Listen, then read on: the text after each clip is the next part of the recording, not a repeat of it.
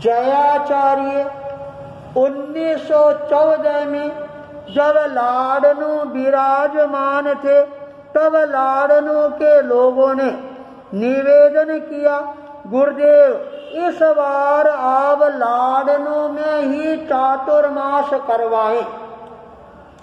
जयाचार्य ने उन सब की भावनाओं को सम्मान प्रदान करते हुए 1915 का चातुर्मास है, ये लाडनू शहर में करवाने की उद्घोषणा की।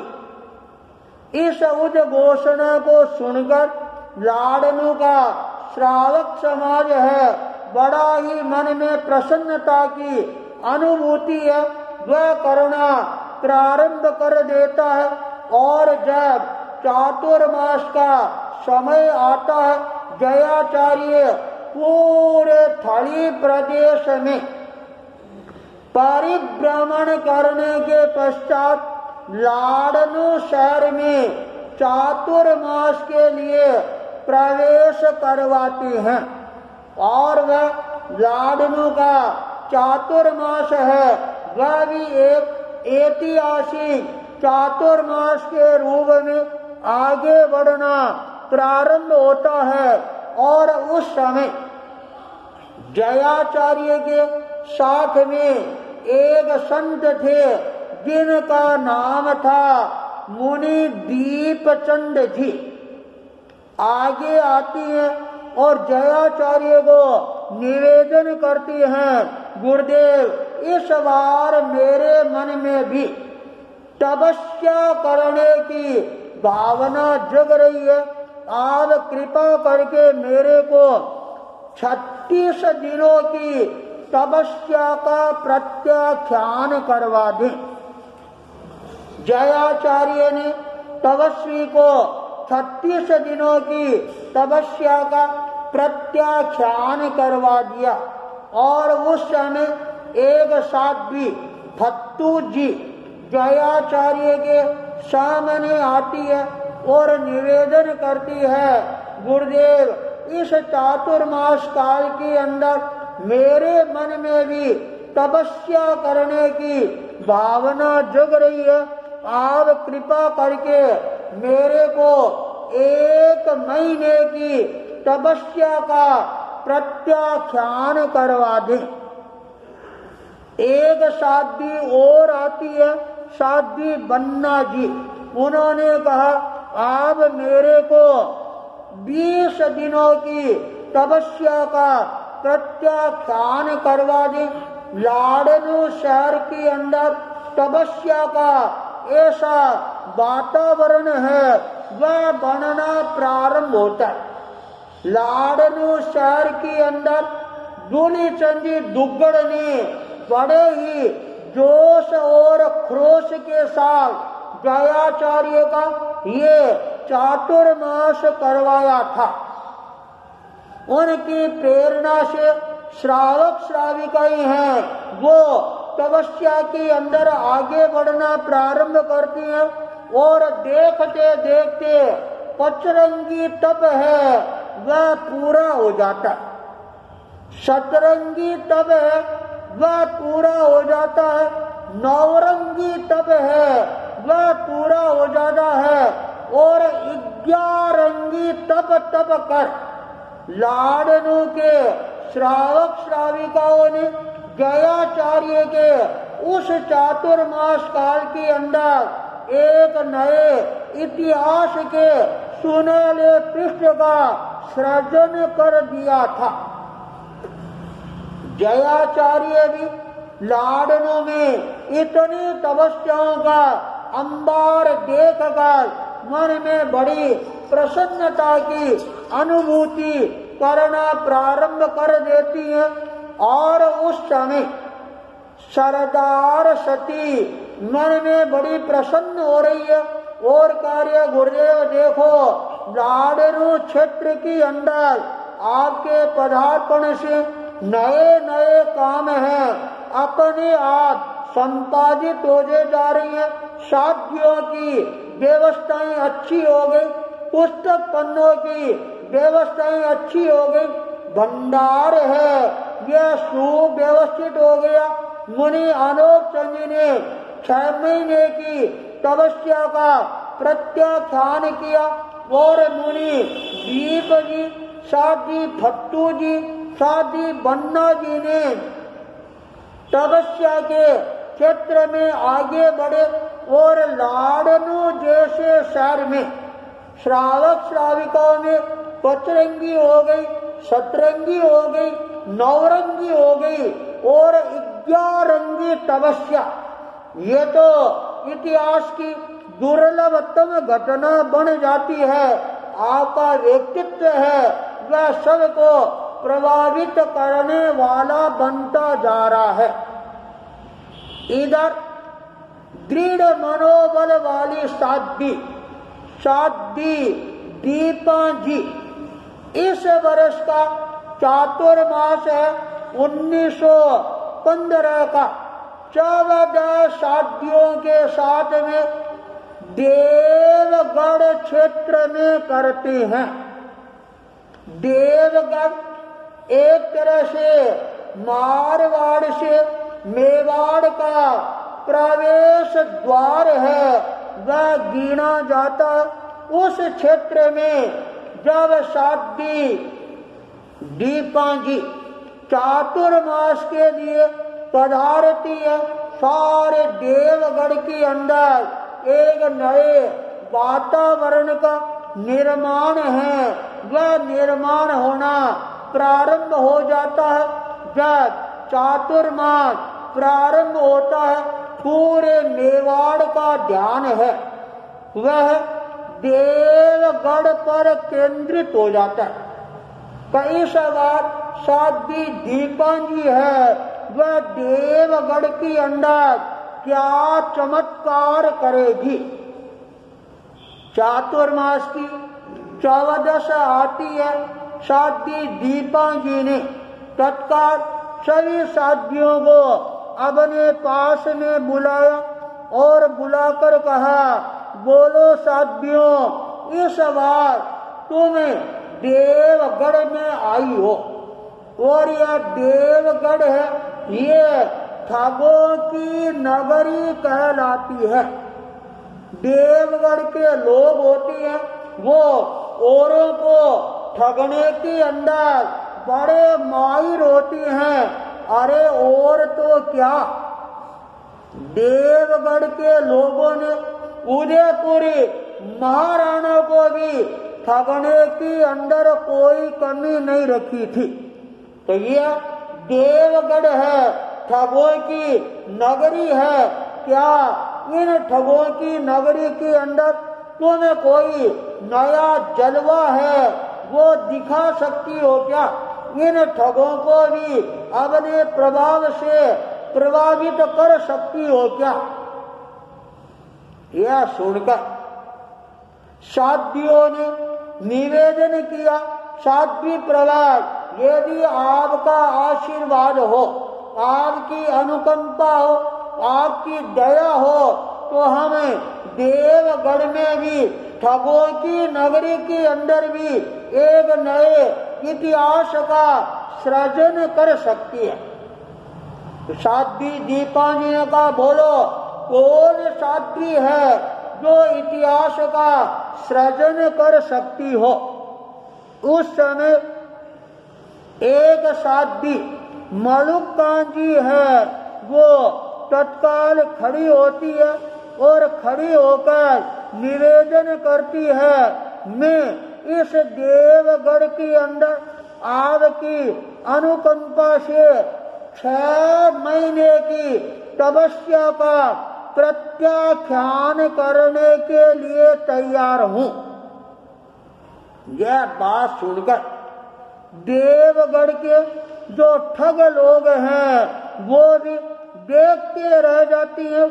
अरे ये क्या, एक साथ के अंदर 6 महीने की तपस्या। तत्काल एक दूसरी साध्वी जेता जी, वह खड़ी होती है और कार्य साध्वी प्रवाल साध्वी मलुक कांची जब 6 महीने की तपस्या कर रही है तो आप मेरे को भी 6 महीने की तपस्या का प्रत्याख्यान करवा दे। देवगढ़ के ठग हैं वह और ज्यादा अपने आप को ठगे हुए महसूस करना प्रारंभ कर देती है। कहते हैं वाह ये साध्वी भी 6 महीने की तपस्या करेगी। साध्वी दीपांगी ने तत्काल उसको भी 6 महीने की तपस्या का प्रत्याख्यान करवा दिया और इतने में तीसरी साध्वी है वो खड़ी होती है साध्वी ज्ञाना जी। उन्होंने निवेदन किया अरे साध्वी प्रवाल जब साध्वी मलुका जी साध्वी जेता जी 6 महीने की तपस्या कर सकती है तो क्या मैं पीछे रह सकती हूँ क्या?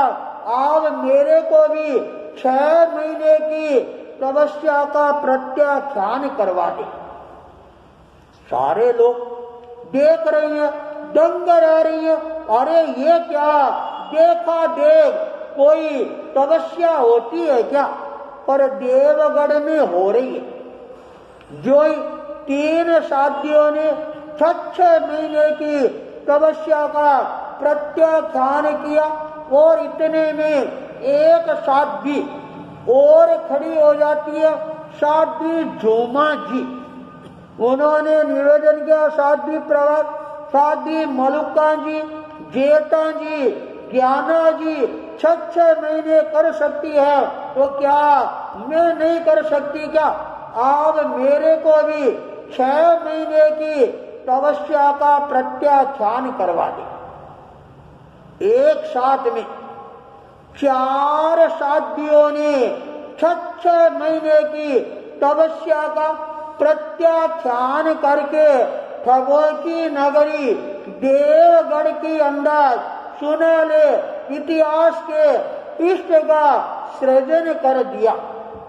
उन 4 साध्वियों को देखकर और तत्काल एक साध्वी मल्लू जी वो खड़ी होती है और निवेदन करती है आप मेरे को 116 दिनों की तपस्या का प्रत्याख्यान करवा दें। साध्वी दीपांगी ने तत्काल उनको भी प्रत्याख्यान करवा देती है। साध्वी मगना जी खड़ी होती है और कहती है मेरे को 19 दिनों की तपस्या का प्रत्याख्यान करवा दी। साध्वी मूड़ा जी खड़ी होती है और कहती है मेरे को 31 दिनों की तपस्या का प्रत्याख्यान करवा दे। 14 साध्वियों में से 7 साध्वियां तपस्या करके और देवगढ़ को आश्चर्य चकित कर देती है और यह तपस्याएं धीरे धीरे आगे से आगे प्रवर्धमान है वो बढ़ती जा रही है। जब मेवाड़ के अंदर ये बात गुंजायमान होती है और देवगढ़ में 4 साध्वियों ने एक साथ के अंदर 6 मासी तप का प्रत्याख्यान कर लिया है। सारा मेवाड़ है वह देवगढ़ में उन साध्वियों के दर्शन करने के लिए उमड़ना प्रारंभ हो जाता। इधर मारवाड़ भी पास में था तो मारवाड़ का रेला है वह भी आना प्रारंभ हो जाता। पूरे मेवाड़ के अंदर एक नए वातावरण का सृजन होना प्रारंभ हो जाता है और वह वातावरण है बनता है तो ऐसा बनता है लोग आश्चर्यचकित रह गए और देखते देखते साध्वी दीपांगी ने जैसे दृढ़ मनोबल के साथ में इन साध्वियों को तपस्याओं का प्रत्याख्यान करवाया था, तो अन्य साधियों को उनकी सेवा में लगाने में भी कोई प्रकार की कमी है वो कमी नहीं रखती हैं। और देखते देखते चातुर्मास का जो काल है वह परिसंपन्न होने की तैयारी में है, पर जो तपस्या करने वाली साध्वियां उनके शरीर में कोई प्रकार का परिवर्तन है वह नजर नहीं आ रहा। सारा काम है वो स्वयं अपने हाथों से संपादित कर रही है। उनके चेहरे पर भी कोई शिकन की रेखा नजर नहीं आती है। और एक बार तो बाहर से आने वालों को ये पता नहीं लगता है तपस्या किन साध्वियों के चल रही है। जो साध्वियां प्रतिदिन भोजन करने वाली है उन साध्वियों का शरीर तो फिर भी कमजोर नजर आता है, चेहरे पर सड़ भी नजर आ रही हैं, पर जो तपस्याएं कर रही है वो साध्वियां बिल्कुल निरोग है, दाखिक है और सारा कार्य संपादित करती हैं। तो लोग देखते हैं अरे इन साध्वियों के तपस्या होगी, उनको वंदना करती है और कहते महाराज आके तपस्या की सुखसाता है। वो साध्वियां हंसने लग जाती है और कहते नहीं नहीं हमारे तपस्या नहीं है, तपस्या उन साध्वियों के है। लोग देखकर दंग रह गए और देवगढ़ के राग जी स्वयं चला कर आती हैं और उन विभूतियों को देखती हैं और कहते हैं वाह साध्वी दीपा जी कमाल कर दिया, आपका ये जो कलेजा है इतना मजबूत है जो आपने इन साथियों को इतनी लंबी लंबी तपस्या का प्रत्याख्यान करवा दिया। हमारे देवगढ़ का भी ये परम सौभाग्य। और उस समय देवगढ़ राव जी बड़े प्रसन्न होती है और जब यह संवाद लाडनू शहर में जयाचार्य के पास में पहुंचती है और जयाचार्य को पता लगा देवगढ़ में 4 साधियों को 6 मासी तप का प्रत्याख्यान करवा दिया। एक साध्वी 116 दिन का तप तप रही है, एक साध्वी 31 दिन का तप तप रही है, एक 19 दिन का तप तप रही है। जयाचार्य ने कहा अरे देखो साध्वी सरदार सती देवगढ़ में दीपा जी है, वह किस तरह से इतिहास का निर्माण है वह निर्माण कर रही है। साध्वी दीपा जी ने ये निर्माण करके अपने जीवन के अंदर जो एक नया चमत्कारिक दृश्य है वह हमारे सामने प्रस्तुत किया। जयाचार्य ने कहा अरे सरदार सती अपन यहाँ थड़ी प्रदेश में रह गए, पिछला चातुर्मास बीदासर में था और आमेट में 5 साध्वियों ने 6 महीने की तपस्या का प्रत्याख्यान किया। मेरे मन में आया था अरे मैं मेवाड़ जाकर और अपने हाथों से उन साध्वियों को एक साथ में पारना करा, पर मेवाड़ जा नहीं सके और इस बार सारे संघ को व्यवस्थित करना था, इसलिए लाडनू चातुर्मास किया देवगढ़ में। और साध्वी दीपा जी ये इतना बड़ा कार्य संपादित कर रही है और मन होता है देवगढ़ जाकर और अपने हाथों से उनको पारना कराऊं, पर वो स्थितियां भी नहीं है। तो पालना हो तब तक हमें देवगढ़ पहुंच सके। पर साध्वी दीपान जी का मनोबल है और तपस्या करने वाली साध्वियों का जो संकल्प बल है, उसके प्रति हमें यहाँ पर बैठे बैठे ही एक तरह से मंगल कामना, मंगल भावना अपनी तरफ से व्यक्त तो कर ही सकती है। जयाचार्य, सरदार सती आदि साधु साध्वियों ने वहीं से साध्वी दीपान जी और तपस्या करने वाली साध्वियों के प्रति मंगल कामनाएं हैं व्यक्त करने में कोई प्रकार की कमी नहीं रखती है। साध्वी दीपान जी तपस्या करने वाली साध्वियों का मनोबल है, ये बढ़ाने में भी अपनी तरफ से कोई प्रकार की कमी है वो कमी नहीं रख रही है।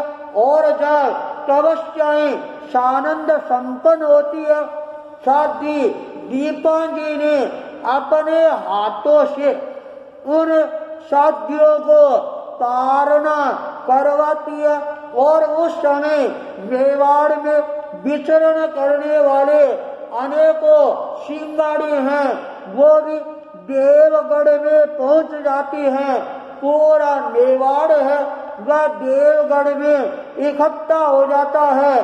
देवगढ़ के लोग हैं वो भी बड़े प्रसन्न होते हैं। सरदार सती के मंगल कामनाओं के साथ साध्वी दीपान जी ने अपने जीवन के अंदर पुनः उन सभी तपस्वी साध्वियों को तारना करवाकर देवगढ़ के इतिहास के अंदर एक नए सुनहरे पृष्ठ का सृजन करने में सफलता प्राप्त कर लेती है। 1915 का ये चातुर्मास देवगढ़ वालों के लिए हमेशा हमेशा के लिए याद रहने वाला चातुर्मास है।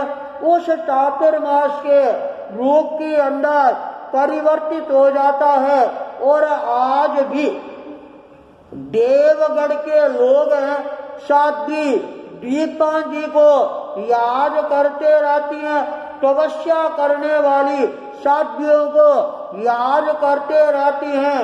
तो साध्वी दीपान जी जिसका मनोबल है, उस मनोबल की था पाना किसी के भी बस की बात नहीं है। और इतनी संकल्पवान साध्वी का मिलना ये भी अपने आप के अंदर इतिहास का एक नया पृष्ठ है, उसका सृजन करने वाला बन जाता है। साध्वी दीपान जी ने अपने जीवन में अनेकों सुनहरे पृष्ठों का सृजन किया। तो आज देवगढ़ की धरा पर वृद्ध अवस्था में ये पुनः एक इतिहास का नया सुनहरा पृष्ठ है, वह सृजन करके और साध्वियों को प्रेरणा प्रदान करके तपस्या के क्षेत्र में सबको आगे बढ़ने का आह्वान करके और एक नए इतिहास के सुनहरे पृष्ठ का सृजन करने में सफलता प्राप्त कर लेती है। इसी मंगल भावना के साथ ओम अरहम।